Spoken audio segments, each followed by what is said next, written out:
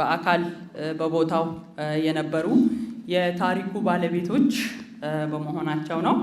በ1969 ዓመተ ምህረት የሶማሌ መንግስት የዚያድ በሬ ጦር ኢትዮጵያን በወረረበት ጊዜ ኢህአፓ ከወራሪው የሶማሌ ጦር ጎን ሆኖ ኢትዮጵያን ሲወጋ ነበር የሚሉ አካላት አሉ። ስለዚህ እናንተ እንደ መስራች እንደ ባለቤት ምንድነው የምትሉት? ኢህአፓ ሲመሰረት ከመመስረቱ በፊት በተለይ ከተማሪው ንቅናቄ ጀምሮ የተቀበላቸው ጥያቄዎች አሉ። ከተቀበላቸው ጥያቄዎች መካከል አንዱ የኢትዮጵያ ሕዝቦች ብሔር ብሔረሰቦች የምንላቸው የእኩልነት ጥያቄ ነው። ይሄ የእኩልነት ጥያቄ ከውጭ ከስታሊን ከምን ኮርጀን አይደለም።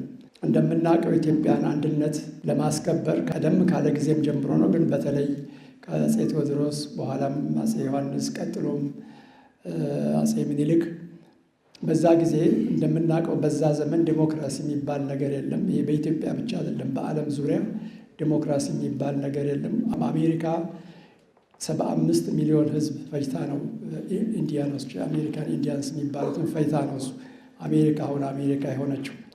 ሌሎችም ሀገሮች እንደዚህ ናቸው እና በኢትዮጵያም በዲሞክራሲ ተዋይቶ ስምምነት ላይ ደርሶ አይደለም የኢትዮጵያ አንድነት የጸናው፣ በጉልበት ነው በአብዛኛው። በተለይ አፄ ምኒልክ እሳቸው የገበረላቸውን ሳያጠቁ በመሳሪያ ሳያጠቁ በሰላም ለማድረግ ሞክረዋል እና ያ ደግሞ የራሱ አሻራ የራሱ ችግሮች ትቶ አልፏል። ያ በጉልበት የነበረው ሂደት እና ያ ሂደት ለእኛ ትውልድ ነው የተላለፈው። በእኛ ትውልድ ትከሻ ላይ ነው የወደቀው። እንደ ትውልድ እኛ ትከሻ ላይ ወደቀ። ከኛ ቀደም ያሉት እኔ ሁለተኛ ጄኔሬሽን ያ ትውልድ አባል ነኝ። በአንደኛው ትውልድ ውስጥ የነበሩት ያ ትውልድ አባላት ይህን ጥያቄ የግድ ማየት ነበረባቸው እና ስለዚህ የእኩልነት ጥያቄ አንዱ ዘርፍ ሆነ ማለት ነው። እሱ አንድነቱን ለመጠበቅ ኢትዮጵያን አንድነትን ለማስከበር የእኩልነት ጥያቄ መከበር አማራጭ የሌለው ጉዳይ ሆነ። በኢትዮጵያ ሶማሌዎች በ1950ዎቹ አካባቢ ትልቅ ንቅናቄ አድርገው ነበረ። በኦግዴን ውስጥ ሀረሪዎችም ተነስተው ነበረ፣ ትልቅ ንቅናቄ አድርገው ነበረ እና እንደዚህ በየቦታው እንደዚህ አይነት ነገሮች ነበሩ እና በተለይ እንግዲህ ክሬም ሆነው የኢትዮጵያን ችግር ቀድሞ ሊረዳ የሚችለው የምሁሩ አካል በተለይ በተማሪው ዙሪያ የነበረው ለእነኚህ ችግሮች መፍትሄ መስጠት ነበረበት። ይሄ በታሪክ የተላለፈልን ችግር መፍትሄ ማግኘት አለበት እና የእኩልነት ጥያቄ መፍትሄ ማግኘት አለበት የሚለውን ጥያቄ እንድናነሳ ግድ ሆነ። ይህም በምናነሳበት ጊዜ ቅድም እንደጠቀስኩት አንዱም የሶማሊያ ኦግዴን ሶማሊያ አካባቢ ያሉ ህዝቦች ነበረ። የእነሱንም ጥያቄ ይሄ የእኩልነት ጥያቄ ዴሞክራሲያዊና ሰላማዊ በሆነ መንገድ መፍትሄ ሊያገኝ ይገባል የሚል አቋም ላይ ደረስን። የኤርትራም ችግር የ66 ዓመተ ምህረቱን ንቅናቄ ከቀሰቀሱ ጉዳዮች መካከል አንዱ የኤርትራ ጥያቄ ነው። እሱ የኤርትራም ጥያቄ ቢሆን ሰላማዊና ዴሞክራሲያዊ በሆነ መንገድ እልባት ማግኘት አለበት። በመላ ኢትዮጵያ በአጠቃላይ ይሄ የማንነት ጥያቄ ዴሞክራሲያዊና ሰላማዊ በሆነ መንገድ ብቻ ነው መፍትሄ ሊያገኝ የሚችለው የሚል አቋም ያዝን። ይሄ አቋማችን ነው በአንደኛ ደረጃ ከደርግ ጋር ከፍተኛ ሰጣ ገባ ውስጥ ያገባን። ደርግ የዛ ጊዜ ጦርነት አውጇል። በጦርነት በጉልበት መፍትሄ ለማምጣት የሚፈልግበት ጊዜ ነበረ። በ1967 ተማሪዎች ዘመቻ በየክፍለ ሀገሩ በሄዱበት ጊዜ እኔ በቀጥታ ነው ጉዳዩ ስለሚመለከተኝ አውቀዋለሁኝ። እዛ አካባቢ የዛን አካባቢ ተወካይ ሆኜ የምሰራውን የነበርኩ 67-68 ዓመተ ምህረት አካባቢ ሲዳሞ ውስጥ በተለይ ጉጂ ህብረተሰብ ውስጥ ጉጂ ማለት ከኦሮሞ ህብረተሰቦች መካከል አንደኛው ነው። በጣም ሰፊ ስራ ነበረን በኢህአፓነት ማለት ነው። እሱ ሰፊ ስራ ነበረን። በዛን ጊዜ በመጀመሪያ ደረጃ ከኛ ጋር ይሰሩ የነበሩት ሀጂ ቁጣ ይባላሉ። ሀጂ ቁጣ የተወሰነ የጉጂ ማህበረሰብ መሪ ነበሩ እና የዛን ጊዜ እኛ በደንበኛ ግንዛቤው አልነበረንም። ግን በኋላ ቆይቶ ምናምን ስናየው ይሄ በገዳ ሲስተም ውስጥ የአንድ ትውልድ የአንድ ትውልድ አባላት እንደ አንድ ትውልድ ነው የሚንቀሳቀሱት። ጦርነትም ሲሄዱ እንደ አንድ ትውልድ ነው፣ ሲገዙም ሲመሩም እንደ አንድ ትውልድ ነው እና ሀጂውን ዴሞክራቲክ ፍሮንት ኢህአፓ አለ። የኢትዮጵያ ሕዝባዊ አብዮታዊ ፓርቲ የሚባለው ድርጅት አለ። ከሱ ጎን ደግሞ እንደዚሁ የተለያዩ ድርጅቶች አሉ። አንደኛው ዴሞክራቲክ ፍሮንት የሚል ነው እና በዛ በዴሞክራቲክ ፍሮንት ደረጃ ከተያዙት ሰዎች መካከል ሀጂ ነበሩ። የሀጂ ጥያቄ አንድ ነበረ፣ መዋጋት እንፈልጋለን፣ ኢህአፓ ያስታጥቀን ነበረ ጥያቄያቸው። የዛ ጊዜ ኢህአፓ እነሱን ለማስታጠቅ በአጠቃላይ ሰላማዊ ትግሉ ገና አላበቃለትም እና በሰላማዊ ትግሉ መቀጠል አለብን እና ታገሱ፣ እስከዛ ድረስ አደራጁ ነበር የምንላቸው የነበረው። እነሱ ግን እኛ ድርጅት ሰው ማደራጀት ሰው መሰብሰብ ችግር የለንም፣ በአንድ ጊዜ 300 400 ልናሰልፍ እንችላለን፣ አስታጥቁን፣ ይህን መንግስት እንውጋው የሚል ነበረ። ይህንን መቀበል አልቻለም ለረጅም ጊዜ። በዚህ መልክ ለረጅም ጊዜ ቆየን። አንድ ጊዜ ሳናስበው 300 የሚሆኑ የጉጂ ኦሮሞዎች ሶማሌ ገቡ እና ጠፉብን። አልነገሩንም፣ ድንገት ነው የተሰዉ፣ ጠፉብን።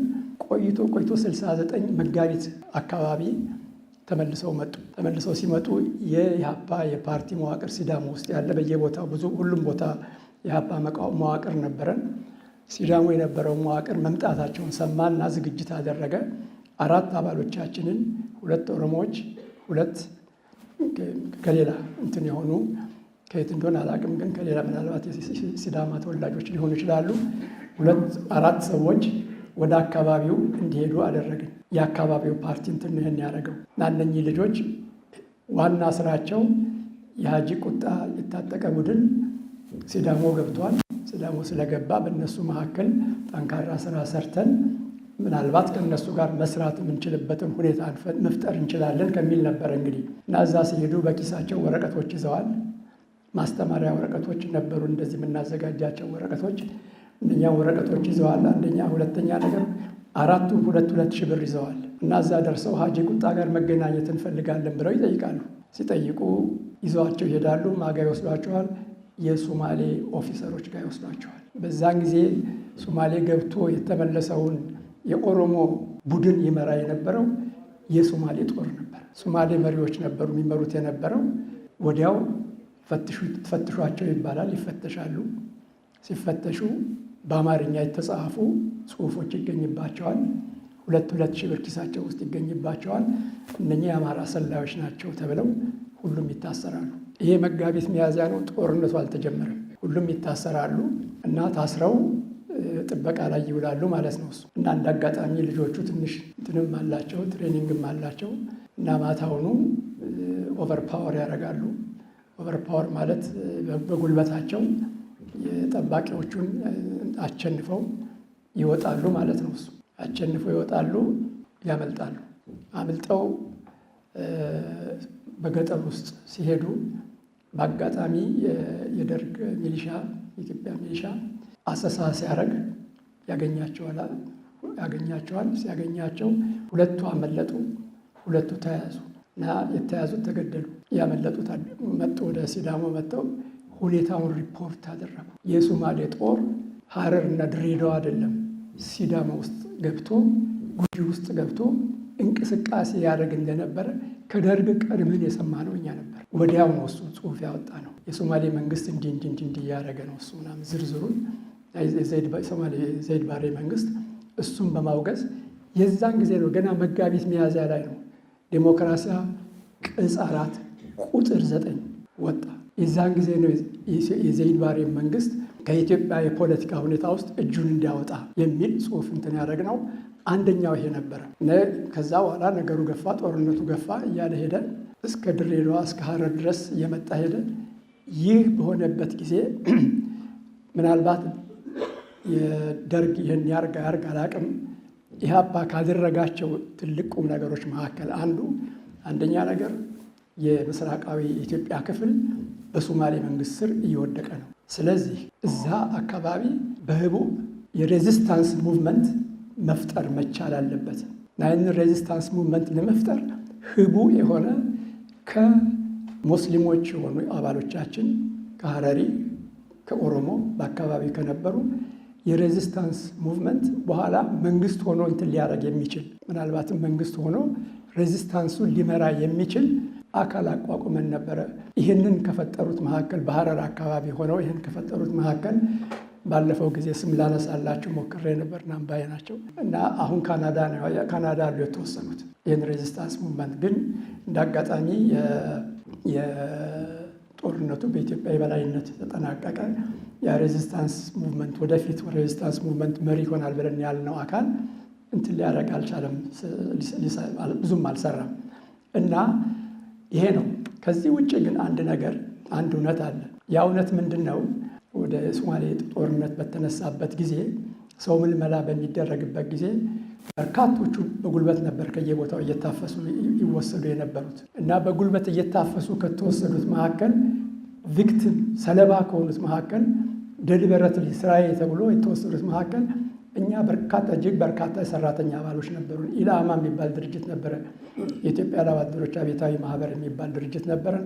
በ10 ሺዎች ምናምን አባላት ነበረን እና እነሱን ጥርግርግ አድርገው በሙሉ ወሰዷቸው። የሚገምቷቸውን የሚጠረጥሯቸውን እነኛ እንግዲህ እዛ ውስጥ የመብት ጥያቄም የምንም ጥያቄም አንስተው ሊሆን ይችላል። ኢህአፓ ከሶማሌ ጋራም ተባብሮ ከሶማሌ ኢትዮጵያን አልወጋም፣ ሊወጋም አይችልም። የሚወጋበትም ምክንያትም የለውም። እንደዛ ብሎ አመራሩ ቢወስን ከታች ያሉትም ይህን ነገር ሊቀበሉት የሚችሉት ነገር አልነበረም።